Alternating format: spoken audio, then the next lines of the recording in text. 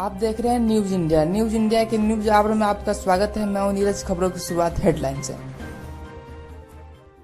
स्कूली छात्रों के सिलेबस में की जा सकती है कटौती। बिहार में कोरोना संक्रमण के 91 नए मामले, संक्रमित मरीजों की संख्या 5500 के करीब। देनी होगी स्कूल की ट्यूशन फी, अभी नहीं लेंगे बस व अन्य भाड़ा। गोंडा में सामने आई असली अनामिका शुक्ला, बोली मैं निर्दोष हूँ, किया चौंकाने वाली खुलासा। असम के बादजान तेल कुएं में लगी भीषण आग, कई दिनों से हो रहा था गैस का रिसाव। दिल्ली के मुख्यमंत्री अरविंद केजरीवाल को नहीं है कोरोना, टेस्ट रिपोर्ट निगेटिव आई। फिंगर 4 पर फंसा पेच, भारत चीन सेना के बीच आज मेजर जनरल लेवल की बातचीत। अब खबरें विस्तार। मानव संसाधन विकास मंत्रालय कक्षा 1 से लेकर 12वीं तक की सभी छात्रों के लिए हिंदी में ऑडियो विजुअल शैक्षणिक कार्यक्रम उपलब्ध करवाएगी। इस कार्यक्रम का सीधा टेलीकास्ट टेलीविजन पर किया जाएगा। मंत्रालय इसके लिए एक MOU साइन करने जा रही है। इसके साथ ही मानव संसाधन विकास मंत्रालय इस वर्ष स्कूली छात्रों के सिलेबस में भी कटौती करने की गंभीर से विचार कर रहा है। केंद्रीय मानव संसाधन विकास मंत्री रमेश पोखरियाल निशंक ने कहा है कि मुझे यह बताते हुए खुशी हो रही है कि हम रोटरी के साथ एक MOU साइन करने जा रहे हैं। इसके माध्यम से कक्षा 1 से 12वीं तक के सभी छात्रों को टीवी एवं अन्य ऑनलाइन माध्यमों से हिंदी भाषा के शैक्षणिक कार्यक्रम उपलब्ध करवाई जाएगी। यह टेलीकास्ट विद्यादान, शिक्षा, स्वयं प्रभा आदि चैनल पर उपलब्ध होगी। गौरव तलब बात यह है कि 15 जुलाई के बीच 10वीं व 12वीं के शेष रह गए बोर्ड परीक्षा के गृह मंत्रालय एवं स्वास्थ्य मंत्रालय द्वारा जारी निर्देश का पालन सुनिश्चित कराया जाएगा। मुख्यमंत्री अरविंद केजरीवाल की कोरोना रिपोर्ट निगेटिव आई है। मामूली बुखार और गले में खराश की शिकायत के बाद सोमवार को खुद को आइसोलेट कर लिया था। दिल्ली के CM अरविंद केजरीवाल ने मंगलवार को कोरोना वायरस टेस्ट करवाया था। 51 वर्षीय केजरीवाल रविवार दोपहर अस्वस्थ थे और तब से वह किसी से नहीं मिले। उन्होंने दिल्ली के अपने अधिकारियों के घर खुद को आइसोलेट कर लिया था। आम आदमी पार्टी विधायक राघव चड्ढा के यहाँ ने मीडिया को बताया कि उन्हें बुखार चल रहा था और गले में खराश था। राघव ने कहा कि यह बड़ी चिंता की बात है कि केजरीवाल मधुमेह भी पीड़ित है। मुख्यमंत्री ने रविवार सुबह अपने मंत्रिमंडल के सदस्यों में वरिष्ठ अधिकारियों के साथ मुलाकात की थी। बाद में उन्होंने दिल्ली के अस्पतालों के बेड यहां निवासियों के लिए आरक्षित करते हुए घोषणा भी की थी कि एक संक्षिप्त डिजिटल प्रेस कॉन्फ्रेंस को संबोधित किया था। हालांकि दिल्ली के उप राज्यपाल अनिल बैजल ने केजरीवाल सरकार के इस फैसले से पलट दिया था। गौरतलब बात यह है कि पिछले कुछ दिनों से दिल्ली में कोरोना वायरस का केस लगातार इजाफा हो रहा है। दिल्ली में रोजाना 1000 केस सामने आने को मिल रहा है। 10 दिनों में 50,000 से अधिक कोरोना वायरस के मामले सामने आए हैं। के मुख्यमंत्री झारखंड से बड़ी खबर आ रही है कि राज्य के प्राइवेट स्कूलों में लॉकडाउन के दौरान सिर्फ 2 महीने की ट्यूशन फी लेने पर सहमति दी गई है।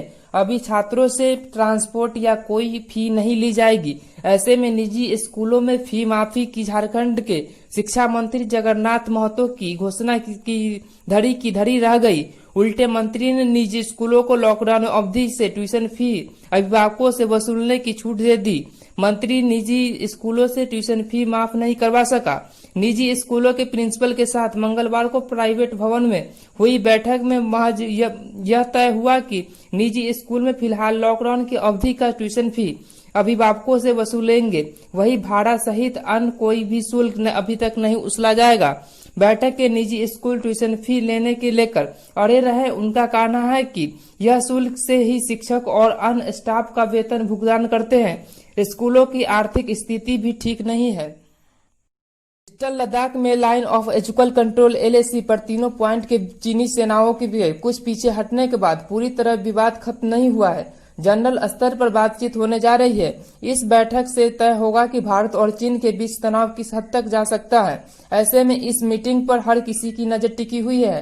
हालांकि सीमा पर दोनों मुल्कों के हालिया कदम से यह साफ होता है कि लगा है कि भारत चीन के बीच कुछ तकलीफें खत्म हुई है। खासकर कुछ इलाकों में चीन सेनाओं ने पीछे हटने से यह संकेत मिला है कि हालांकि विशेषज्ञों का मानना है कि फिंगर 4 के विवाद का समाधान जल्द निकलने की उम्मीद कम है। 6 दिन की मीटिंग में से यह माना गया था कि वहां पर गतिरोध, लोकल कमांडर और हाई एक्सपर्ट लेवल का मीटिंग दूर नहीं हो पाएगा। सूत्रों के मुताबिक गतिरोध पर 4 पॉइंट्स में से पेट्रोलियम पॉइंट 15 और हॉट स्प्रिंग एरियाज में सैनिक कुछ पीछे हटे हैं। गलवाना घाटी के 3 जून को ही चीनी सेना करीब 2 किलोमीटर पीछे चले गए थे। गतिरोध के 4 पॉइंट्स की पहचान के लिए की गई थी।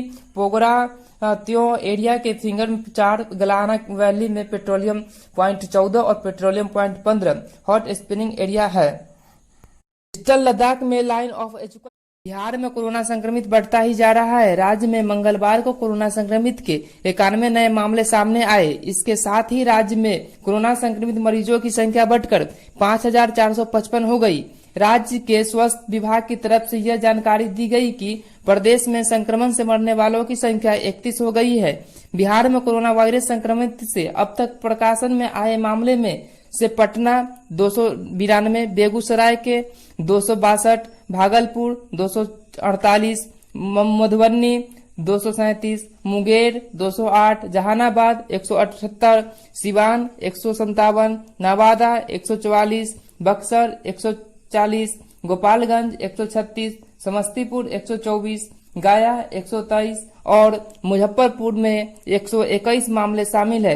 प्रदेश में अब तक 1 लाख से ज्यादा संदिग्ध मरीजों का टेस्टिंग की जा चुकी है, जिससे 5,263 लोगों को कोरोना की पुष्टि की गई। उत्तर प्रदेश के शिक्षा जगत में और सत्ता के गलियारों में पिछले कई दिनों से सनसनी खबर प्रोफाइल अनामिका शुक्ला मामले की आज गोंडा जिले में पटाक्षेप हो गया। इस मामले की शासन स्तर पर जांच चल रही थी। इसके तहत जाने के लिए एसटीएफ भी लगाई गई थी। आज न्यूज सामने आई है कि अनामिका शुक्ला और इसके बाद सीधे गोंडा के बीएसए कार्यालय पहुंची। अनामिका शुक्ला के दस्तावेजों पर प्रदेश के कई जनपदों की कस्तूरबा गांधी बालिका विद्यालय में लोगों की नौकरी चल रही थी। पता चला है कि अनामिका शुक्ला असल में गोंडा जिले की ही रहने वाली है। अनामिका शुक्ला ने गोंडा जिले में ही पढ़ाई पूरी की थी और यहीं पर उसकी शादी भी हुई है। वह अपने पति और बच्चे के साथ रह रही थी।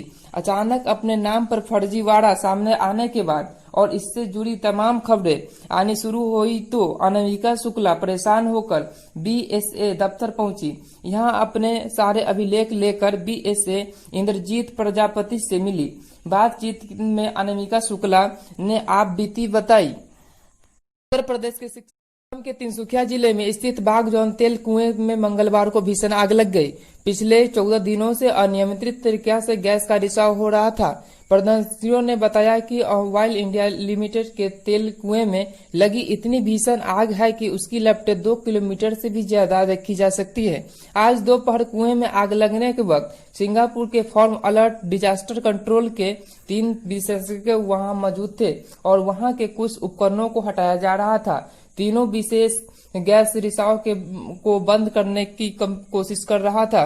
कंपनी के एक प्रवक्ता ने बताया है कि अभी तक किसी को हताहत होने की सूचना नहीं है। अधिकारियों ने बताया है कि दमकली कर्मियों मौके पर मौजूद है और आग को पर काबू पाने की कोशिश कर रही है। उन्होंने बताया कि आग लगने पर कारणों का अभी तक कुछ पता नहीं चल रहा है।